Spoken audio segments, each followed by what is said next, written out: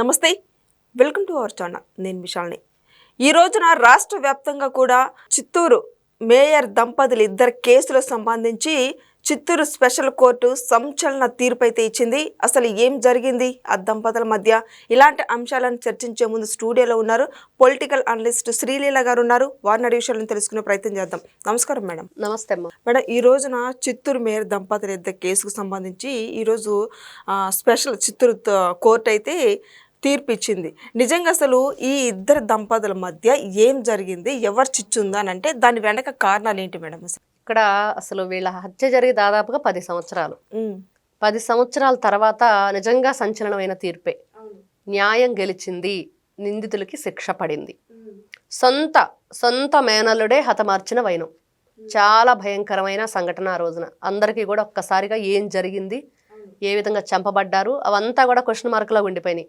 ఈ రోజున దాదాపుగా దాంట్లో A18 వరకు ఉన్నా కూడా మరి మిగతా వాళ్ళందరినీ కూడా వాళ్ళెవరూ కూడా శిక్షకు అర్హులు కాదు అని చెప్పి మరి 5గురు A1 నుంచి A5 వరకు ఎవరైతే ఉన్నారో వాళ్ళ 5గురిని కూడా ఉరి శిక్ష ఖరారు చేసింది చిత్తూరు జిల్లా స్పెషల్ కోర్టు.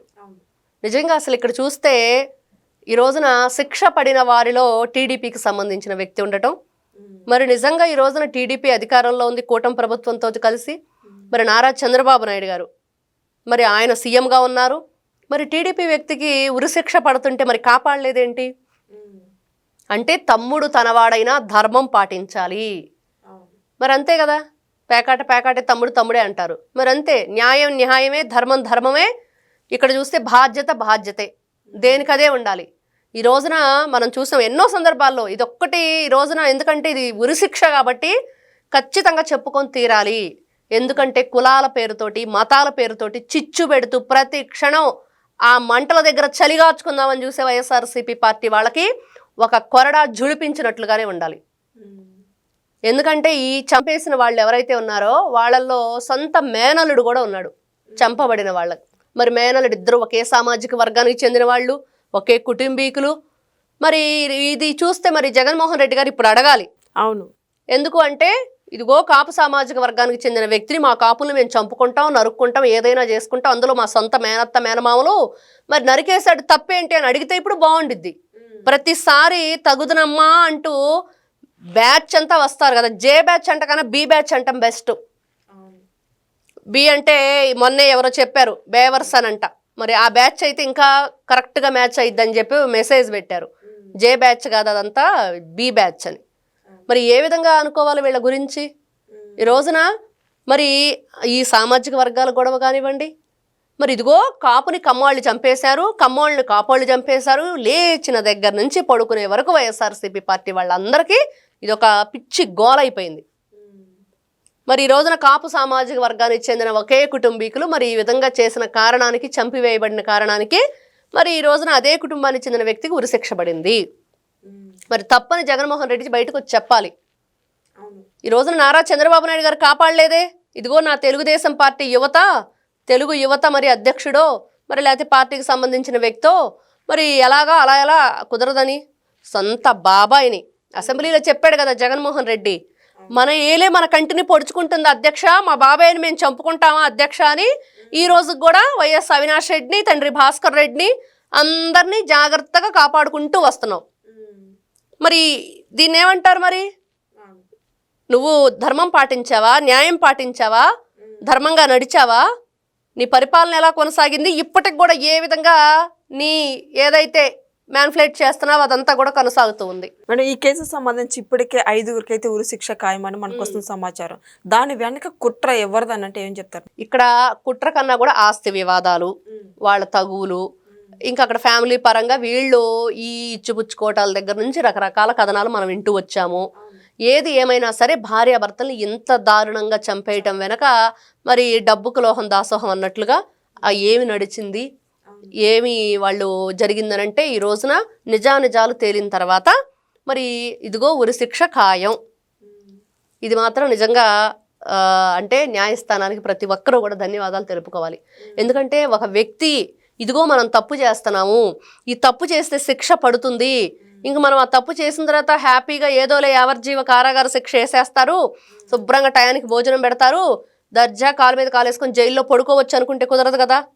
నడి రోడ్డు మీద ఉరిశిక్ష వేసినప్పుడే, ఆ ఉరి తీసినప్పుడే వాళ్ళకు ఒక భయం అనేది ఏర్పడిద్ది.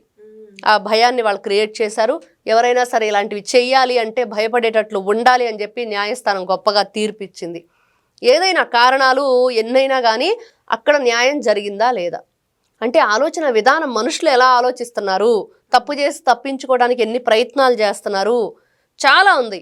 మరి ఇన్ని రకాలుగా చేస్తున్నప్పుడు అందులో ఈ రోజున అంటే ఎవరైనా సరే కొన్ని పిచ్చి పిచ్చి రాతలు రాస్తూ పిచ్చి పిచ్చి మాటలు మాట్లాడుతూ సామాజిక వర్గాల పేరుతోటి సామాజిక వర్గాలు మరి అక్కడ ఉన్న ప్రాంతీయ విభేదాలు సృష్టించటం, గొడవలు పెట్టడానికి ఏదైతే ఈ చిచ్చు పెట్టి వాళ్ళు హాయిగా వెచ్చగా దానితోటి మనం కాచుకుందాము, చలి కాచుకుందాం అనుకుంటున్నారో వాళ్ళందరికీ కూడా ఒక కుక్క కాటుకి చెప్పు దెబ్బ అన్నట్లుగా, ఒక కొరడా ఝుళిపించినట్లుగా జగన్మోహన్ రెడ్డి గారు మళ్ళీ తెలుసుకోవాలి. గంజాయి బ్యాచ్ని బలకరించి వచ్చేసి చాలా మాటలు మాట్లాడాడు. విగ్రహావిష్కరణ పేరుతోటి చాలా మాటలు మాట్లాడాడు. ఎక్కడికి వెళ్ళినా సామాజిక వర్గం పేరుతోటి కమ్మ, కాపు, రెడ్డి, మరి నా ఎస్సీలు, నా బీసీలు, నా మైనార్టీలు అంటూ నువ్వేం చేసావు? ఏం న్యాయం చేసావు? బీసీ సామాజిక వర్గానికి చెందిన అమర్నాథ్ గౌడ్కి ఏం న్యాయం చేసావు? ఎస్సీ సామాజిక వర్గానికి చెందిన దళిత డాక్టర్ సుధాకర్ గారికి ఏమి న్యాయం చేశావు?